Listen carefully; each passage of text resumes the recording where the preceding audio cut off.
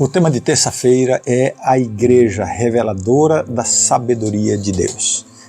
O apóstolo Paulo, o grande apóstolo Paulo, ele se reconhece como o menor de todos os santos em Efésios, capítulo 3, verso 8. Isso é um retrato de humildade que, paradoxalmente, serve para reforçar o poder e a graça de Deus.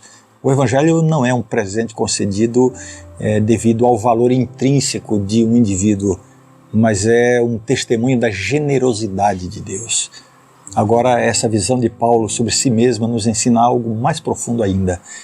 Observe a progressão de Paulo em sua autoconsciência, que pode ser vista em suas cartas, começando com a afirmação de ser um apóstolo divinamente nomeado, lá no livro de Gálatas, e aí ele passa a se reconhecer como o menor dos apóstolos em 1 Coríntios, até se ver como o menor de todos os santos em Efésios, e finalmente ele diz o principal dos pecadores em 1 Timóteo.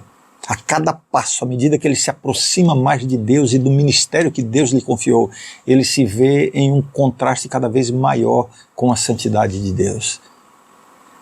Quão verdadeiras são as palavras de Ellen White quando ela diz: quanto mais perto você estiver de Jesus, mais cheio de falta se sentirá a seus próprios olhos. Em seguida, o texto da lição de hoje, de terça-feira, nos apresenta uma ideia intrigante. A igreja, essa comunidade unificada de judeus e gentios, torna-se o meio através do qual a multiforme sabedoria de Deus se torna conhecida dos principados e das potestades nas regiões celestiais. Essas são expressões que estão lá em Efésios 3:10. O que isso significa? A igreja torna-se um símbolo poderoso do poder de Deus para superar as divisões mais profundas que existem. E ainda mais, este evento não é apenas uma demonstração de unidade entre os humanos na igreja, mas é também um poderoso testemunho de Deus para os principados e potestades celestiais. A junção de judeus e gentios em uma única igreja mostra o cumprimento da promessa de Deus, mostra a eficácia do plano de salvação e a vitória definitiva de Deus sobre as forças do mal.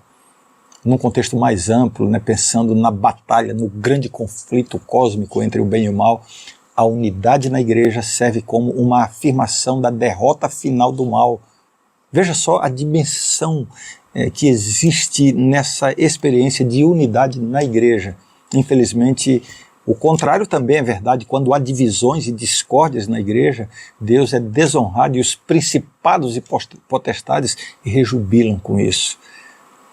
Como a gente precisa pensar mais sobre isso, quando tivermos as nossas desinteligências, as nossas picuinhas, os nossos desentendimentos na igreja.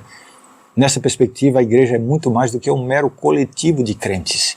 Ela é o palco de uma proclamação cósmica da vitória definitiva de Deus sobre as forças do mal.